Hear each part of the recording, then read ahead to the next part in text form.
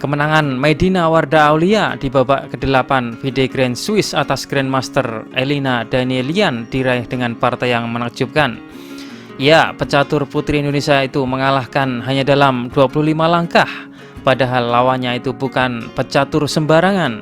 Danielian 6 kali juara Armenia dan 12 kali ikut Olimpiade Catur mewakili negaranya. Walau sudah berusia 45 tahun, jelas dia adalah pecatur yang tangguh. Yang menarik, permainan dimenangkan Medina tanpa menggerakkan menteri sama sekali. Oke, mari kita ikuti partainya. Dalam partai kali ini, putih dipegang oleh Elina Danielian yang memulai permainan dengan kuda F3. Langsung direspon Medina, kuda F6, lalu G3, B6, dan gajah G2. Selanjutnya gajah B7. Di sini Danielian mendorong pion C4 yang mengambil inisiatif pusat. Medina membalas pion C5 setelah Danielian rokade. Medina memainkan G6, menyiapkan peta untuk gajah, dilanjut rokade. Setelah putih mengembangkan kuda ke C3, Medina mengembangkan gajah ke G7. Di posisi ini Danielian memainkan langkah inisiatif di pusat dengan pendobrakan pion D4. Medina menerima dan Danielian merebut kembali dengan menteri. Putih menggerakkan menteri terlalu cepat di pembukaan. Medina melakukan rokade, diikuti putih yang menggerakkan menteri ke sayap raja, bersiap menusukkan gajah ke petak H6. Tapi ini sedikit kesalahan untuk putih karena mengeluarkan menteri terlalu dini dan menempatkan menteri pada posisi sempit sehingga akan sulit jika terus dikejar. Medina mengetahui hal itu dan memainkan D6. Putih memasukkan benteng ke tengah, masuk ke dalam permainan, di mana benteng ini mengarah ke menteri hitam. Medina merespon kuda B ke D7. Putih tanpa basa-basi langsung meluncurkan gajah ke H6 yang bermaksud mengadu gajah, di mana dengan berkurangnya gajah Fianchetto di sayap rokade akan sangat mempengaruhi pertahanan rajanya. Medina membiarkan itu semua dan memilih memainkan benteng E8.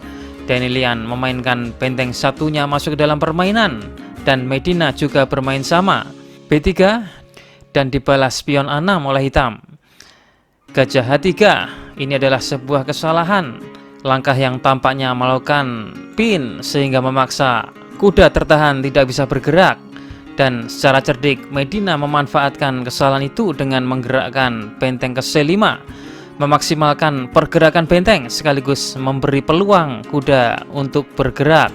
Sekarang datang ancaman benteng yang dapat menyerang menteri dan bisa mendapatkan gajah, sehingga dengan ini putih terpaksa melakukan langkah darurat pion G4 yang mengawal petak H5. Inilah awal bencana bagi putih. Ini jelas memberikan konsekuensi untuk putih dengan kacaunya struktur pion dan terbukanya posisi raja di jangka panjang. Medina gajah makan kuda, pion merebut kembali dan Medina mengancam lagi dengan kuda. Di posisi ini sulit untuk putih. Lihat, andaikan gajah masih di G2, tentu ini masih aman. Sehingga di posisi ini putih harus menggerakkan gajah kembali ke G2 untuk mengamankan pionnya.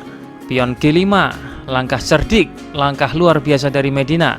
Ini adalah pion beracun yang bila menteri makan, maka kuda makan pion. Skak dan membuka benteng mendapatkan menteri.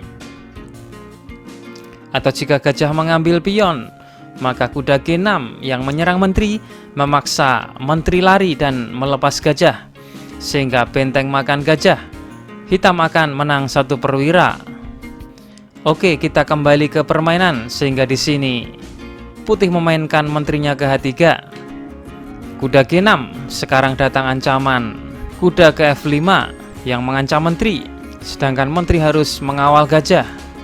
Sehingga daripada gajah ini mati konyol, putih memutuskan menukar gajah dan raja merebutnya kembali.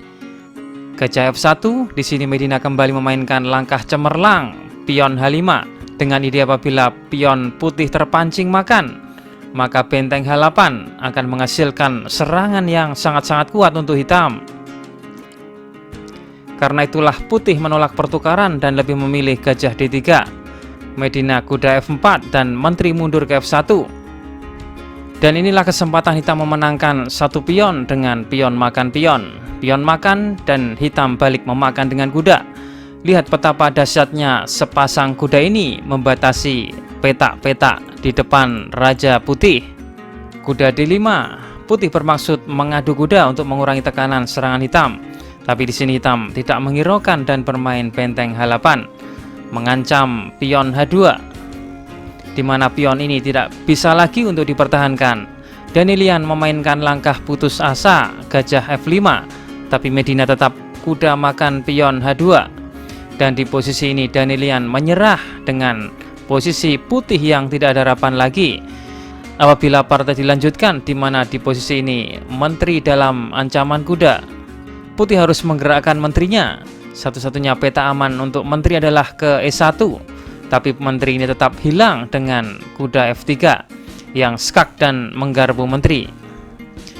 Partai yang benar-benar luar biasa dari Medina Wardah Aulia, di mana ia berhasil mengalahkan Grandmaster, dan lebih istimewanya dia memenangkan permainan dengan tanpa menggerakkan menterinya sama sekali.